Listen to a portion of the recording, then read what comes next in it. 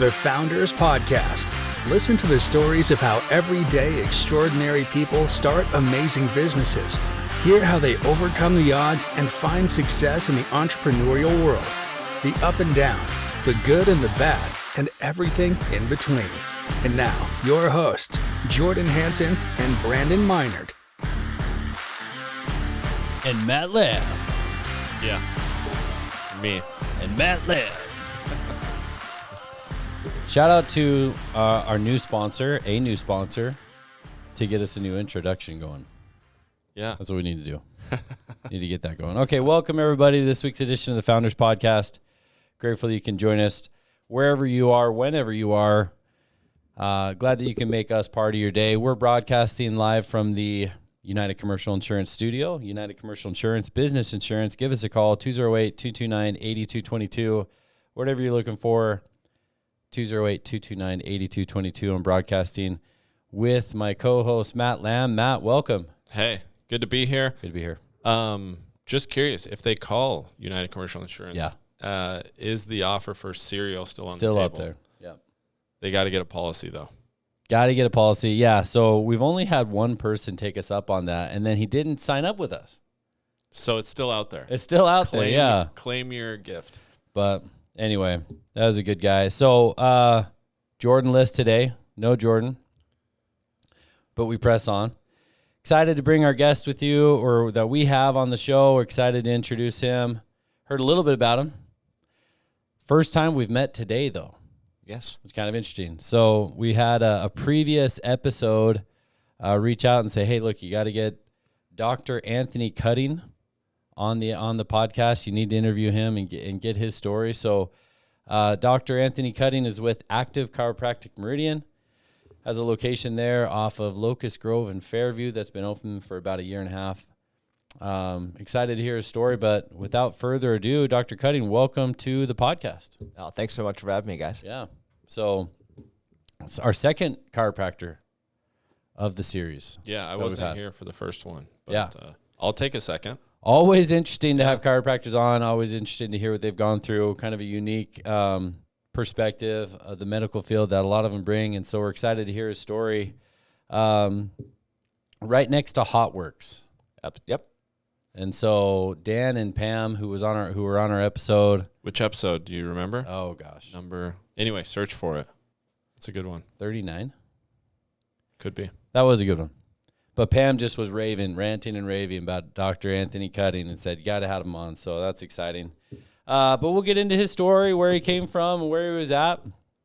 We'll do that right now, actually. In fact, why don't you give us a little bit of background for our listeners about what it is that Active Chiropractic does, what you do for it. Give us a little description about your company. Yeah, absolutely. Yeah, so Active Chiropractic Meridian, we're passionate about helping active families find solutions to pain or injury that's holding you back from doing the things that you love to do.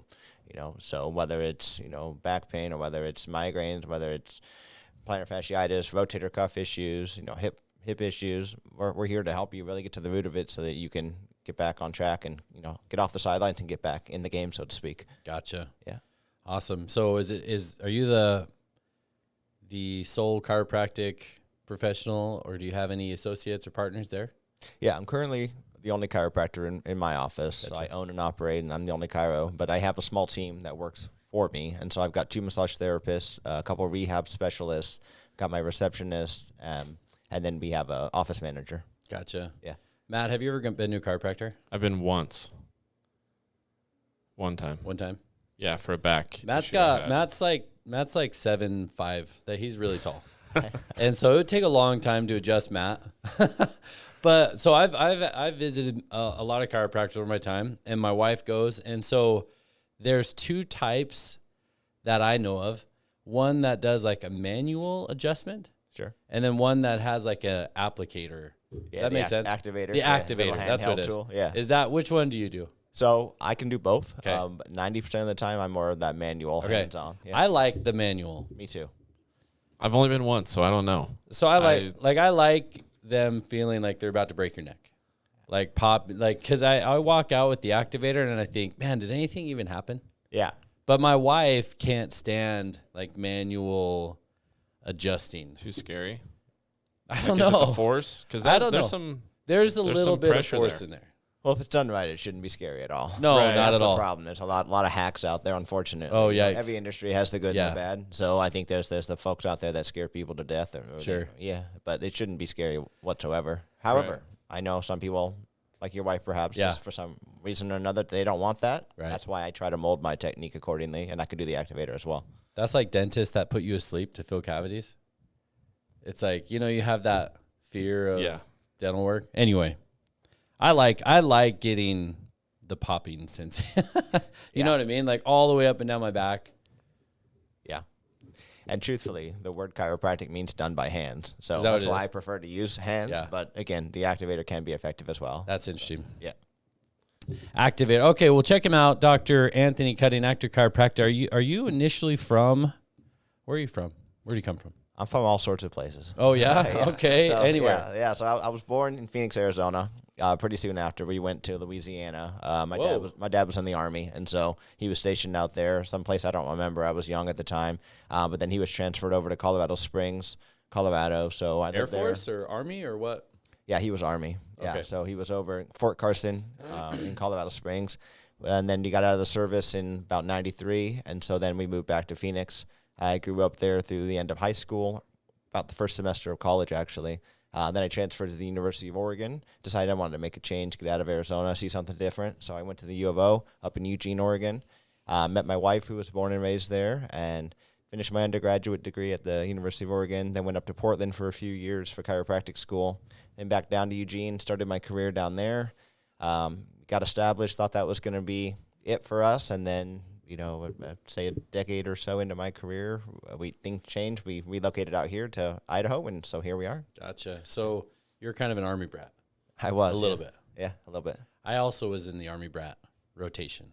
Okay. So did you move around? Do you remember moving around very much when you were growing up as a kid, like going from town to town, or what was that? Yeah, so when my dad was in the Army, I was pretty young, and so however, even after that, like I said, he got out in 1993. Even after that, my parents, I think, just had in them at that point the whole idea of let's move all the time. So even though we went to Phoenix, I lived in over 20 houses across the valley there. And Wow. my dad became a contractor. My mom was a real estate agent by that time. And so what we do to get a house that was, needing fixed up, he would remodel it while we lived in it. Then she would sell it, and then we'd be on to the next place, and it would just be one after the other. So I moved around a whole bunch. Did you? Yeah. So what got you interested in being a chiropractor? Did you know someone, or what kind of led you in that direction? Yeah, so originally it was because of my dad's story. So he was born with a birth defect where the last vertebrae in his lumbar spine, his low back, didn't fully form. And so as a result of that, as he got really active, he was a wrestler in high school, played football, and then doing physical work like contracting and in the Army and everything. He would have these episodes of debilitating low back pain where he'd go from being like this fit, strong guy to just writhing in agony on the floor. And so he dealt with this anywhere from 3 to probably 6 times a year for many, many years. Then finally, one of my mom's sisters had said, hey, why don't you go see a chiropractor? He really fixed my back when I was in just horrible pain. So my dad had one of these episodes, and I remember distinctly my mom calls the chiropractor. Thankfully, he got him in that morning. So my mom and I had to pick my dad off the ground, haul him into the car, and get him in there, haul him into the office. Finally got him in there. He went back with the chiropractor, and then 40 minutes or so later, he comes walking out under his own power, and I'd never seen him recover that quickly before. And so he still needed to go through a series of treatments for a while afterwards to really stabilize and fix it up. But I mean, after that, as long as he continued seeing the chiropractor on a regular basis, his magic window was kind of 6 to 8 weeks or so. As long as he did that routine care, he didn't have any more back trouble. We started seeing the chiropractors. I got into sports as I grew up, and anytime I had a sports injury or something, we'd go to the chiropractor first, and every time he was able to help me too. I avoided, knee surgery, shoulder surgery. So yeah, that really got me interested. And then the career took off from there, and it kind of went a slightly different path that we can get into a little bit later if we want to, as far as once I got into my own career. But that was the initial, interest in chiropractic for sure. Did you have a large family, or was it just you? I have one older sister. Gotcha. Yeah. And so out of the Army, your mom owned her own business in a way as a real estate professional. Yep. And then did your dad work for another company, or did he own his own thing, do his own thing? He's done both.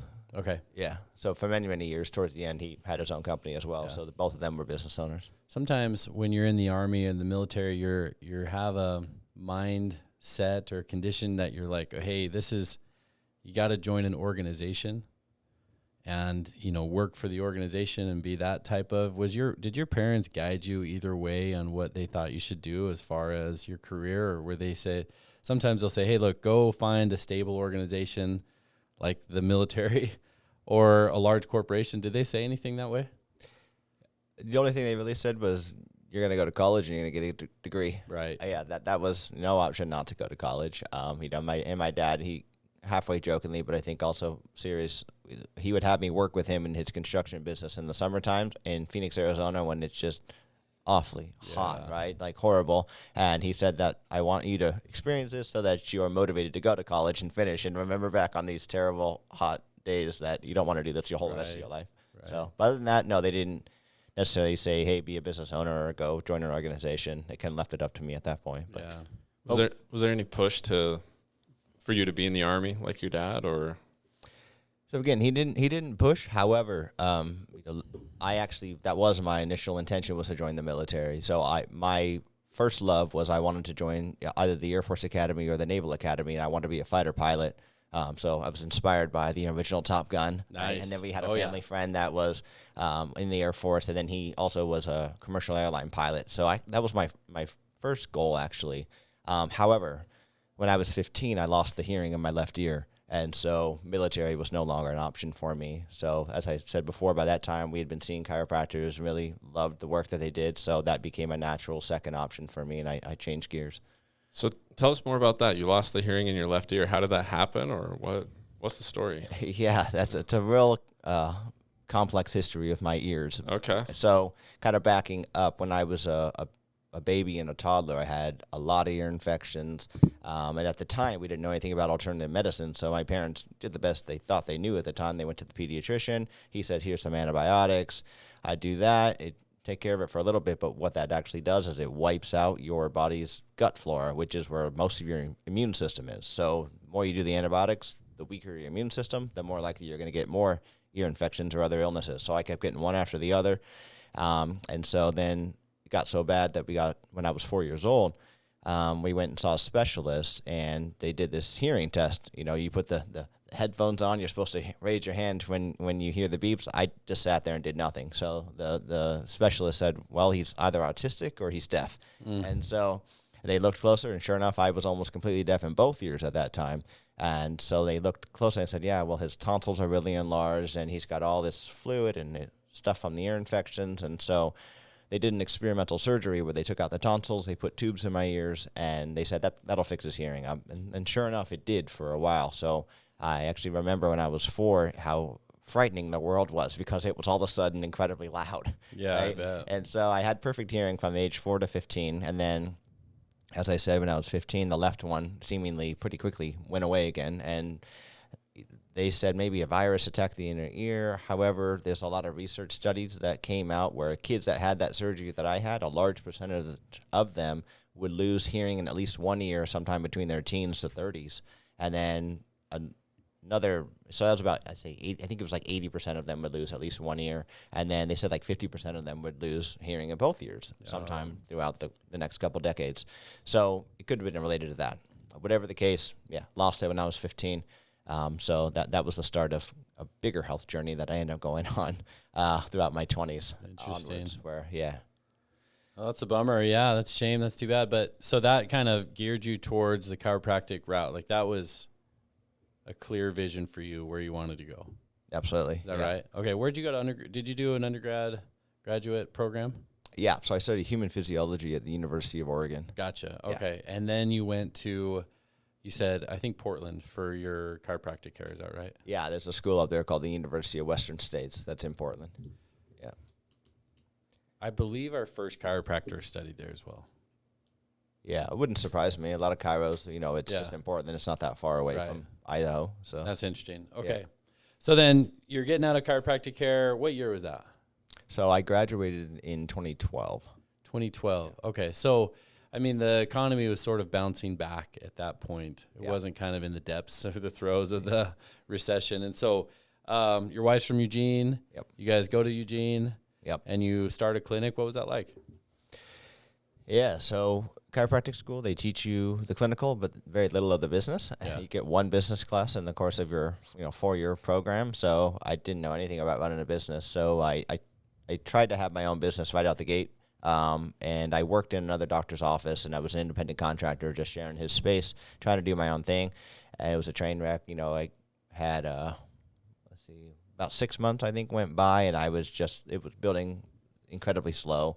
I didn't really know what I was doing, and so I needed to make a change financially for the family, because at that point we had just had our first child, and so I've got a baby and a wife, and I'm like, I'm making no money. I don't know what I'm doing. So I ended up having the opportunity. There was another chiropractor in town. He got cancer, a rare form of cancer, stomach cancer, and he was in the hospital emergency situation, and he was in there for about 3-4 months or so. So his wife reached out to me and said, hey, I need somebody to take over this clinic while we don't know if he's going to live, die. We don't know what's going on. So I went over there and I worked for them as an associate doctor, an employee of their clinic. And I took care of the clinic, and then he thankfully recovered, came back. And then I learned under him for about another year or so. But I knew I didn't want to work for someone my whole life. I did want to try this whole running a business thing again. And plus it ended up being a real toxic situation. There's a saying in chiropractors that chiropractors eat their young, meaning they'll work you. You'll get a lot of clinical experience, get a lot of hands-on, but you make nothing. Yeah. So it helped temporarily get past where I was, at first financially, but a year and a half or so later, because of the situation, we still were in a really bad place financially, and now we're getting ready to have a second child, and so something had to change, and I'm like, you know what, I think I'm ready to try and start my own. So 2014, summer of 2014, I had another friend of mine who was a chiropractor in town, and he and I were chatting. He's like, hey, I got to move back to Minneapolis, where he was originally from. I got some family stuff there. Would you want to buy my practice? And so, yep, let's do this. So it was a very, really small practice, so it worked out well for me because I didn't have any financial means to do so. We actually had to get creative, getting a loan and borrow money from my in-laws and my parents, say it was a gift that I wasn't going to pay back, even though I eventually did. But we pulled the strings to make that work behind the scenes. I couldn't tell my current employer anything about this because he would fire me on the spot, and then I'd lose the whole deal. Pulled it off. Then I purchased my buddy's clinic. And then we built that up over the next 7 years, and then I ended up selling that one in 2021.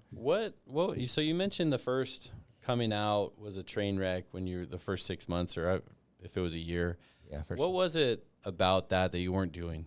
Like, what did you not understand then that you understood later on? So I'd say a big part of it was, I didn't even know how to have a proper website. I didn't know the importance of getting Google reviews, and efficient strategies to market yourself. And so I went out there and I would try to go and meet people, or maybe I would volunteer at like a running event here and there. So I did a few things, but again, I had an awful website. I had never asked anyone for Google reviews. I had no online presence. So it's just things like that. I didn't know anything about that. And then I'd say the other half of it was, looking into networking groups in town. So something like Business Network International or BNI Group. That's something I've done here in Idaho that's been very helpful and helped us grow much quicker. So little things like that for sure. Gotcha. Yeah. Okay. So then you're building up this small chiropractic office. What was the name of that one? That was Active Chiropractic. Oh, okay. Gotcha. Yeah. So you brought that over when you came over. Okay. Yeah. Yep. And so maybe you mentioned it, maybe I misunderstood, but you said there was a transformation from when you started your chiropractic care to where you're at now. Yes. Maybe that's in how you treat patients or what you focus on. I mean, what was that evolution? Yeah. So, excuse me. So as I said, we purchased that practice in 2014, and I ran it for a few years till about 2017. And then in the midst of that, kind of backing up, I should say it was actually 2008, my health started deteriorating. So I mentioned at age 15, prior, I lost the hearing in the left ear. I lived with one ear for about six years, but I was seemingly healthy otherwise. Then in 2008, I started having other health problems that ranged from migraines to these vertigo episodes where the world would spin out of control and I couldn't get off the ground. I would get this stuff, something called tinnitus, or like ringing in the ears. And sometimes it was mild, other times it was just deafening. And I couldn't have a conversation with you even if you were right in front of my face. I would have digestive issues, joint pain, muscle pain, brain fog. I felt like I got hit by a truck at, a high speed, even though I hadn't. And I would kind of fluctuate. Some days would be okay. Other days would be just awful. It was everything I could take to just make it through the day. And as time went on, it was slowly getting worse and worse. I was having more and more of the really bad days and less of the good days. And so I went on this journey where I was trying to see like every type of provider you can imagine, whether it was chiropractic and other alternative means or even allopathic. I mean, I tried everything, and did that for almost a decade, I would say, right? I mean, you go from 2008 to 2017, so 9 years, I guess that is. And yeah, I was trying everything. Nothing was really giving me lasting relief. So 2017, I heard about a technique of chiropractic called the zone technique. And even though I was a chiropractor at this point, right, I had never come across it. But it sounded like it was getting miraculous results. And so the founder of it, Dr. Peter Goldman, he was in San Francisco, California at the time. And so I reached out to him and he said, yeah, come on down to San Francisco. I'll treat you and let's get you all better. So I drove from Eugene down to San Francisco and I saw him. He saw me 5 times over the course of a weekend. Even from that first weekend, I was starting to feel better. I wasn't having the migraines, the dizziness, the vertigo spells were going away. And so I continued to treat with him. I'd have to travel, commute back and forth. But I did that and I learned from him the zone technique. And kind of coincidentally, he was launching what he called the Zone School of Healing. So he was starting to teach other chiropractors how to do this. Did he come up with that theory or that method? So actually, originally it was called zone therapy. Dr. Thurman Fleet in San Antonio, Texas, out in 1931, developed it. And so it had been around, but then Dr. Goldman kind of picked up the torch at this point in 2017, slightly changed it to zone technique, just refined a couple things, but it was basically the same. But he wanted to make sure that other chiropractors were doing this and it didn't die out because it was just so powerful. So he started teaching it, and I became one of his first 10 students, and now there's like thousands worldwide that do zone technique from Dr. Goldman, and it changed my life, and I said I want to do this for people. So that was a major shift in how we approach our care to help our patients as well. So what is that? What is the zone technique? Yeah, so zone technique, it's a neurologic balancing technique. So what Dr. Fleet originally discovered in 1931 is that there are 6 functional brain centers that we have that control literally every cell of the body. So this is the way that our brain senses what's happening in the body, and then it makes course corrections as necessary so you can be well, you can heal, you can recover, you can adapt to day-to-day stress.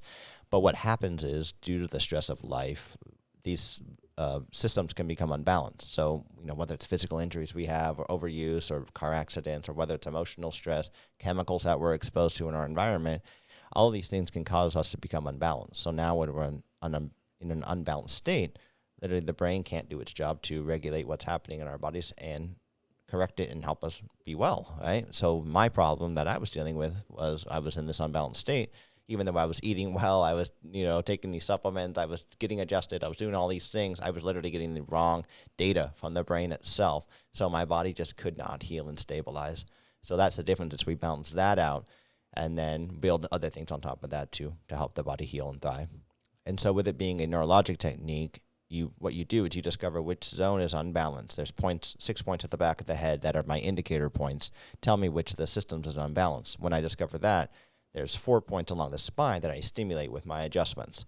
And so the nice thing is I can mold my adjusting technique to this because it's about stimulating the spinal cord below the vertebrae of the spine rather than necessarily moving the bones.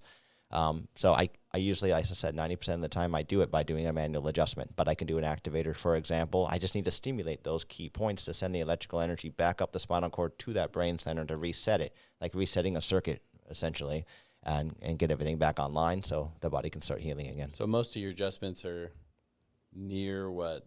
Does it follow a typical adjustment routine where they kind of align all of the different joints in different areas of your body, or is it mainly near your neck and shoulders? And yeah, great question. So the indicator points are the back of the head, right? But for example, if say I discovered that you had zone 3 that was unbalanced, then I need to stimulate the spinal cord at C3, which is like the middle part of your neck. T4 is kind of that upper back. T9 is mid back, and then L3 is lumbar spine or low back. So I need to stimulate those 4 points. So it's looking at the entire spine, but specific points. So the difference, for example, of a chiropractor that's maybe doing a structural based technique is they're going to use their assessment. They're going to use their hands to check which joints aren't moving right, or they might do some other method of testing the motion and figure out where they're restricted, and then they're going to adjust according to that. Versus I base my information off of these zone points, so it's a lot more specific. So, and it's very common to see people have multiple zones off on a given visit, but one of them is going to be the primary, and so you want to focus on that primary zone, and by doing that, it will clear the secondaries and help clear the body out.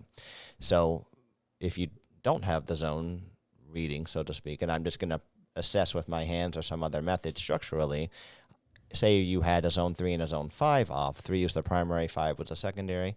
Well, then I might, on that day, if I'm just doing a structural technique, not looking at the zones, if I'm just assessing some other way, I might adjust like 9 or 10 spots in your body because both of those zones were off, right? However, if I do the zone technique, I just do the primary, I'm going to adjust, say, 4 or 5 spots, and I'm going to get the body healing and stabilizing without having to put so much force into your body, I guess. Okay. So the common complaint you hear with chiropractic is, the manual techniques is, wow, like everything cracked and popped and snapped, and now I feel super sore afterwards. It's because they likely did too much, versus the zones, they can get way more laser specific and get just what needs to balance out that day. Everything else will clear as well as a side effect of that. And it's a much more non-invasive approach, and in my opinion, way more effective than any other technique I've ever come across. So is this something that you always use, or just certain situations you use the zone technique? And if so, if it's certain situations, what would be some of the symptoms that somebody would have where you're like, hey, this would be good for you? Yeah, great question. So I do it on every patient. I assess the zones, and that's my foundation that we build and everything else that we do upon. Because, as I said before, the way the zones become unbalanced, the body becomes unbalanced, is due to stress, which we all have, right? So it's not a symptom-based thing, and where, say, you have your zones off and then you don't. Like, we are human beings that all are stressed out and have stuff happen. So you guys both are going to have a zones being unbalanced. But by resetting them, it's going to help you get back on track. And so, but again, depending on which zone it is, you may manifest certain symptoms, right? So, for example, zone 2 is what we call the elimination systems of the body. So if you're having trouble getting any toxins and inflammation, you might come in with like, oh man, I have chronic allergies or sinus infections, or my digestion's a wreck, right? Or I've got kidney or liver problems. Versus zone 5 is the muscle systems of the body. So this is someone that, I always have joint pain, arthritis. I might have a herniated disc. I have a torn rotator cuff. That's the muscle systems of the body. So the symptoms may be different, but I'm going to figure out which zone it is in general with each of you and fix it up. Gotcha. So you just figure out what specific problems are having, more than others, right?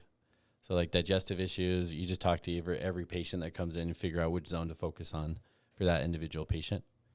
Yeah, so really I check the zones with those indicator points at the back of the head, and I treat according to that. And the funny thing is, a lot of times people are just blown away because they're like, say if it's zone 4 and they came in with neck pain, well, as I adjust C4 in the neck, it's going to help the neck feel better, and I might do some muscle work on the neck as well, help the neck feel good. But in addition to that, since it's the digestive zone, it's going to fix their digestive system too. And so this person's blown away because they're like, Doc, I never even told you I've struggled with IBS or, irritable bowels, or I've had heartburn for like 40 years and now it's better. And so that's just, it's cool to see how the body just heals holistically with this system. Yeah. And you've been doing that since 2017? 2017, yeah. 2017, and sort of built your clinic around that method, right? Yep, that became the foundation of what we do, and then we have built other therapies on top of that for more of the traditional athletic injuries and things like that. Okay. Does Active Chiropractic have a focus on, athletic type patients, or any patient of any type? I'd say we've got definitely more of an active population. It's our primary demographic. But yeah, we see all ages from birth to, I'd say, about 55, 60 more often than not. To be honest, I don't see that many of the elderly population by nature of a few different reasons for that. It mostly comes down to insurance, honestly, and financials. But most ages, I see a lot of babies too, and then they're the ones that are more so responding to the things like the digestive issues, the ear infections, the things of that nature, nursing problems, latching problems. But then those active families, the kids that are in youth sports all the way through college, you got the mom or dad that does CrossFit, or they're doing triathlons or half marathons. So that's definitely our main demographic. Awesome. Yeah. What brought you to Idaho? Like, what was that decision for? Yeah, so as I said, we lived in Oregon, and I had a successful practice we'd built up. Loved the practice. However, as you guys may be aware, maybe you've heard here and there, that the West Coast kind of fell apart. In Oregon, Eugene was kind of the epicenter of that. So Really? Oh, Okay. yeah. So all the stuff you've probably heard on the news about Portland, Seattle, it's the same Yeah. stuff happening in Eugene. It just Interesting. doesn't get the press because it's a smaller city. Yeah. But per capita, it's probably one of the most dangerous places out on that West Coast. Really? I always thought Eugene was sort of hidden in there as like a university school that wasn't really affected that much. But you're saying I otherwise. wish. No, the policies, without getting too much into politics and all that, but the policies they have there, just inviting crime, drugs, homelessness, human trafficking up and down the Interstate 5 corridor was just going crazy.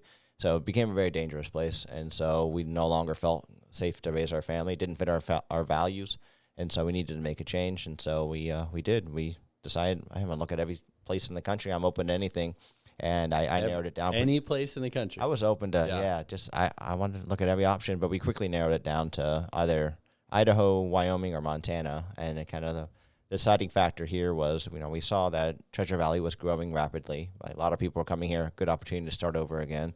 Also, it's not that difficult to get back to Oregon if we want to go to the coast or go visit my in-laws in Eugene. It's a quick drive over, 8 hours, I think it is now.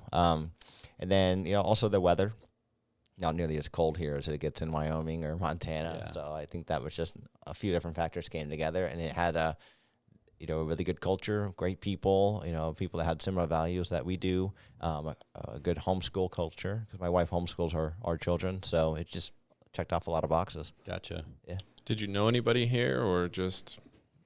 We knew one family. Yeah. My wife had an old friend that she'd grown up with in Oregon years back, and they had moved to Meridian a while previously. So we knew them. But other than that, no, it's a brand new adventure. Yeah.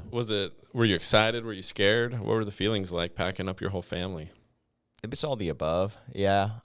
Right. We're excited for the opportunity. Just grateful to be in a place that, felt like America again. And that was awesome. But yeah, it's always hard, like starting over again. Right. Yeah. I mean, we had worked really hard to get to where we were with the business financially and just the culture there. And so starting from nothing again, it's a little scary. I bet. Yeah. But at the same time, the anchor for us is our faith. So we're people of Christian faith, and so if we felt like the Lord directs us here, and if He calls, then I feel confident that He's going to be faithful to bring us through. Gotcha. Yeah. I guess if you're comparing two, I mean, Eugene's a college town. Yeah. Boise also has a college, and the record from Boise State against Eugene or pretty good. Like In BSU football. is like beat Eugene in a couple. Even things. basketball. Even basketball. Half court shot. So just That's right. just to reinforce it. Anyway, I'm not sure if you're a big Eugene fan or college fan, but Yeah. that's like the regional rivalry, I guess. That's Anyway, right. for us. Anyway, well, that's cool. Well, I mean, did you do anything different when you came to Idaho with your clinic, or did you just kind of take that model and start building it here in Meridian? So we started out a little bit smaller. It's just myself and one receptionist, and then we've done similar to what we did in Eugene. Is we're building the same type of model we have massage therapy and rehab as well. So we've been building the same model. The things I did differently was took the experience I had and right away plugged into BNI, the Meridian Chamber of Commerce, trying to make these relationships, and then especially not knowing anybody here, like building relationships became key. Versus Eugene, that we had contacts there. My wife was born and raised. I had already worked for someone for a couple of years, so we had known people by that point. So I didn't have to do as much of the on-the-ground networking, making relationships. So that was a big difference here for sure. Getting to meet people, going to all these networking events, and there's a ton of them out here in Treasure Valley Yeah, I for sure. bet. Almost too many. Yeah, so that was a big difference. And then also the games changed a bit when it came to online space, and from when I started the first time around, now Instagram and TikTok are like way more important, and I'm having to navigate that. I'll be honest, that's not my forte. I don't really like social media. If I didn't have a business, I probably wouldn't be on it, but I'm having to learn how to do that. So I've thankfully connected with some folks locally that are helping me along with that side of things, and so that was a big difference for sure. Interesting. I guess I'm curious to get into the business aspect of running a chiropractic office. Yeah. What do you think successful chiropractors do business wise that unsuccessful ones end up doing? I mean, you've seen both sides, I guess, where you started and where you're at. I mean, what are your thoughts on what it takes to be a successful chiropractor? Yeah, I would say a few different things. Number one, you need to have integrity and actually be genuine with the services you're providing. And then even beyond that, you need to make a conscious effort to create an experience for your patient. It's not just a commodity, where they come in, they get an adjustment, and they're out the door and they feel better, sure. But you need to take it beyond that if you're going to be a more successful chiropractor. So, we really try to create a beautiful space with our new clinic that people feel excited to come to, they feel warmed, welcome, and then having the right staff in place, right? That it's a smiling face when they greet the patient, or even, smile through the phone. I tell my staff, it's like they need to feel your presence through the phone. And then all the way through, guide these patients, lead them with love, with grace, with integrity, and let them really feel valued. So that's huge right there. And then you need to also have hard work, diligence, and patience, because it is difficult and it takes time to build up a successful practice.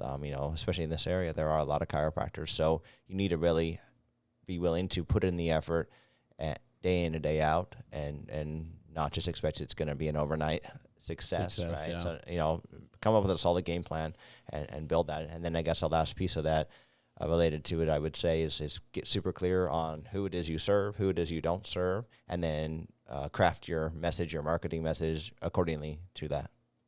Gotcha. Yeah. Well, there's the game plan. Yeah. There it is. For anybody that's interested. Do you think that, would it have helped to have more business type classes in your chiropractic school? Because people talk about that, dentists talk about that, even doctors that are going out, they're like, man, no business experience, no business training. Do you think that would help, would be a value to the students going through those colleges? Absolutely. Yeah. Yeah, and our curriculum in Oregon has a very broad scope of practice as a chiropractor, so they have a lot of, in my opinion, useless classes that I wish would have been business classes. Yeah. Yeah, for example, like in Oregon, technically you're allowed to do gynecology and proctology, but you're not as a chiropractor. Yeah, but who's going to go see a chiropractor for the gynecological? Yeah, not many. Not many. And that's just opened up the door to maybe some malpractice lawsuit. Okay, yeah, I guess so. So instead of doing that, if I could have had, so instead of that, if I would have had some business classes, that would have been extremely helpful. Yeah, that would be really funny if you're like in there and they're like, all right, well, let's check you out. Yeah. Whoa, wait, what? That's interesting. Yeah, well, so accounting or what type of classes would have helped? Just curious. Yeah, I mean, anything? Yeah, anything really. But no, I would say the big thing is classes on how do you effectively create that brand message, right? How do you create that experience? How do you get super clear on who you serve so that you're not going out there and just think, I'm going to take care of anybody with a spine, which sounds nice, but it's not at all helpful as a business owner, and you're just going to attract wrong people that are going to suck your energy, or you're not going to be the best doctor for them, and so that'll be frustration on both sides. So if they would have helped us get clear on that kind of stuff from day one, then you go out and then you can be way more effective and efficient with your marketing and with your business strategy. Gotcha. Yeah, that makes sense. I mean, it seems like chiropractors that go out on their own and don't go through somebody else or don't partner around with somebody else, they sort of spin their wheels for a while. Yeah. Trying to figure out who they are and who they serve. And sometimes it can be years and years of that, or other times it could be 6 months and then you kind of jump ship and follow somebody else's path or see how they do it. Yeah. Yeah. So what I think would be great for the business classes in chiropractic schools if they would reach out to some of these successful chiropractors, and a lot of them, and people I've learned from in my career, they were chiropractors and they've moved into the coaching world. And so they have retired, so to speak, from the hands-on side of it, and they just mentor and teach chiropractors how to run a business. Yeah. If the schools would reach out to them and bring them in as guest lecturers and professors or whatever that might look like, that would be just huge for our profession getting off on the right foot. Yeah, that makes sense. Yeah. Where do you want to take active chiropractic? Like, what's your goals for that long term? Is it something you want to grow to service and have like 1,500 agents or 1,500 locations, or what are your thoughts on that? You know, I say everything with an open hand. I say, Lord willing, where God leads us. But I think at this point in time, what I envision would be that we take our current clinic in Meridian and we grow where we're at. And so the clinic has enough space to have anywhere from 3 or 4 chiropractors, and then a small team with the massage, the rehab, and the rest of our services. So get up to having 3 or 4 chiropractors, a couple of them, maybe 2, 3 of them being full-time. I would step back my hours to more part-time hands-on, and then I can have the time to really mentor and invest into these other chiropractors and then my team. You know, I find that if I'm stretched too thin, then I'm not going to support them. They're going to suffer. So I really want to make sure I'm supporting my team and the chiropractors that work for me. So that I would step back and then mentor them. And then maybe some of them end up staying on long-term and just always want to work for us. Others may want to spread their wings, start their own clinic. So if I can invest in them, then allow them to go and start their own clinic. And hopefully we're now bringing more clinics to Treasure Valley that are doing things the right way, you know, treating people with the utmost integrity, creating that experience. And so more people can get access to amazing quality care and have their lives changed. Like, that would be amazing. Rather than trying to have 15, 20 clinics, right? I would rather just let these other docs go out and do their thing and just help them get established. You know, I'm open to maybe having a small satellite clinic somewhere else in Treasure Valley, you know, a much smaller and maybe more simplistic model in Nampa or Caldwell or something, but we'll see about that. But definitely just grow where we're at and invest in these other chiropractors so that they can serve other people as well. Gotcha. Yeah. No, that's a good plan for sure. Yeah. I just have a few more questions. If that's all right. Go A few follow-up questions. So a lot of times we talk about, you know, what advice would you give to somebody wanting to start their own business? You know, like what counsel would you give them if you had a few minutes to spend with them? What are the important aspects from your perspective on how to be successful when you're starting something, or how to make those decisions? You know, if somebody says, I want to be just like Anthony Cutting, I want to have a successful business, or whatever that is, you know, what are the key points to that? Yeah, I would say the first thing, you want to make sure you take the time to come up with the plan. Not just set goals, which is good, but like, what is an actual plan that you can come up with, and reach out to others that are in your field potentially, or at a place where you want to be.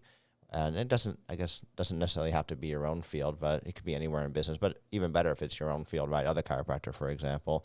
Yeah, go learn from them. Say, hey, would you be willing to spend some time, go to lunch together, coffee, over a series of however many visits together, and pick their brain, write stuff down, take notes, really, model yourself after people that have already done it. Don't just try and reinvent the wheel, and get a system in place. So that would be the first thing for sure. And then, don't be afraid to fail as well, but hopefully learn from those failures, right? Use them as growing experiences. Don't let them defeat you. But make sure you get something out of it. Yeah, for sure. Did you ever have a moment where you didn't think that your chiropractic clinic would make it? I mean, did you ever have a moment of like an existential crisis there when you were going through the business starting process? Hopefully it didn't get to the point of being a full-on crisis, but, right. Again, I with my anchor of my faith, I ultimately fall back on that. But yes, there have been some extremely hard times, both with the first clinic and this one, where I just have to submit and trust, the Lord's plan, and continue to reinforce, that day-to-day, put in the work, stay in the moment, don't get overwhelmed by the magnitude of the difficulty that I'm facing. So for the first time around, I'll get more specific. It would be more so related to the health that I shared with you guys, right? There were times when I felt like I was going to die, or I can't go on this way. And if I don't get better, I'm done.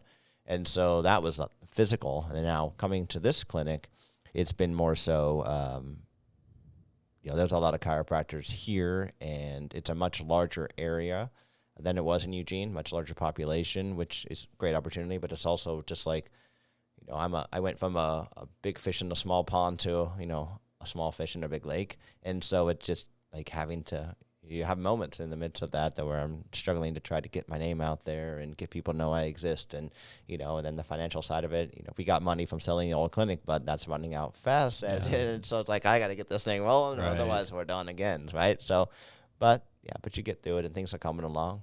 So Awesome. Yeah.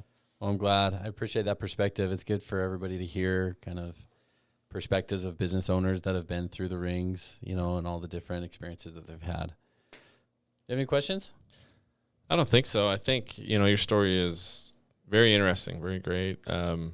You pack it up, moving for a couple different reasons, bringing your family here to a place where you hopefully can, have this business and grow and prosper. And, that's no small task to do. So that's, as business owners, I think anybody out there is going to have to make some type of sacrifice, right?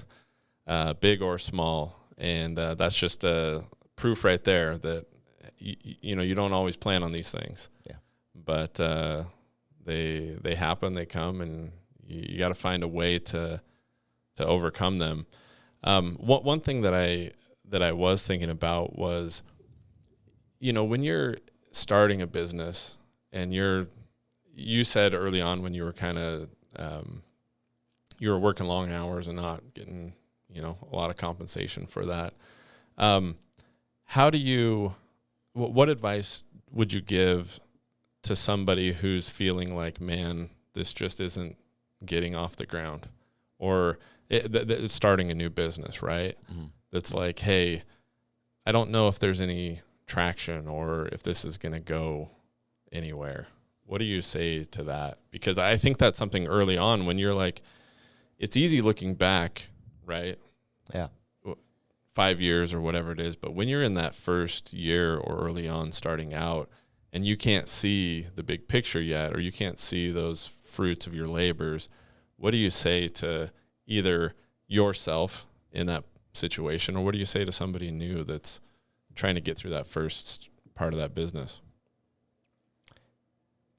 Yeah, I would say first, take a bit of time and reflect, how are you truly passionate about what you're doing? Are you congruent with it? And look 5-10 years down the line. If you do make it, if you are successful, what does that look like? And what feelings are associated with that? Right. And I think taking those moments, and if it truly lights you up, and then you can envision yourself when you are successful, feeling amazing and happy and satisfied, then I think those could be anchors you can come back to in the midst of the hard times early on. Keep coming back to that exercise on a daily basis or multiple times a day if you need to just kind of reinforce the positive feelings and remember, like, okay, this is hard now, but when I do make it, this is how amazing it's going to be. So I think those will be good touch points to come back to. But then the other thing would be what I mentioned earlier is, don't be afraid to reach out to other people, get help. Like, don't try to be on your own island. Get a community or a mentor or somebody that can help guide you so you can get past that hard part quicker, and like have someone to encourage you along the way. That's great advice. Oh, totally agree with that. Awesome. Thanks for joining us today. Yeah. Dr. Cutting, really appreciate it. I think he's got a unique story, and I think it's a cool office that you have there in Meridian. I've seen it. So kind of modern layout. I think it's a pretty cool setup that you have. So if you're in the area, go get your sweat on at HotWorks. HotWorks. And then you take your sweaty clothes and you walk over to Dr. Cutting's office and you lay down and, you know what I mean, just like drenched all over the place, right? Or maybe come see me first. Oh, yeah, that's good. See him and then go do that. All right. Either way. Well, you can check him out at on his website at chiromeridian.com, Active Chiropractic in Meridian. Give him a call, 208-593-2001. Again, that's Dr. Anthony Cutting, Active Chiropractic Meridian at 208-593-2001. You can also check him out on social media, Instagram and TikTok. Did I hear TikTok? We're working on getting TikTok. Working on getting almost TikTok. there. But Facebook. Yeah, we got Facebook. We got Instagram currently. Yeah. Gotcha. LinkedIn. TikTok's a harder one Yeah. because you can't like post. Like Facebook, you're like, check me out. I just I'm here. I feel old getting on TikTok. Well, I'm just TikTok, you gotta I'm be behind the game. I'm like, You're like, hey, I'm here. It's like a video of you saying, not that we're old and not hip. right. I'm sure Dr. Anthony Cutting isn't that way, but check him out. If you can't see, if you're not watching the video, you're just listening. He's hip. Very hip. Very hip. Very Us on well the other dressed side- today. Us on the other side, not hip, somewhat well dressed. Anyway, give him a call. Check him out. Go see him. He'll apply the zone technique and solve all of your problems. You can talk to him about any problem you have, marital problems, in-law problems. You can adjust those away, however you want to do those. Anyway, any body issue you got, give him a call. Check him out. Thanks for joining us. I really appreciate it, guys. Thank you so much. No problem.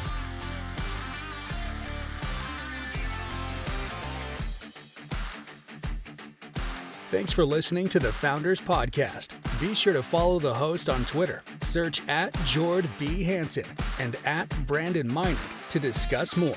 Also, be sure to visit thefounderspod.com to join the conversation, access the show notes, and discover our fantastic bonus content.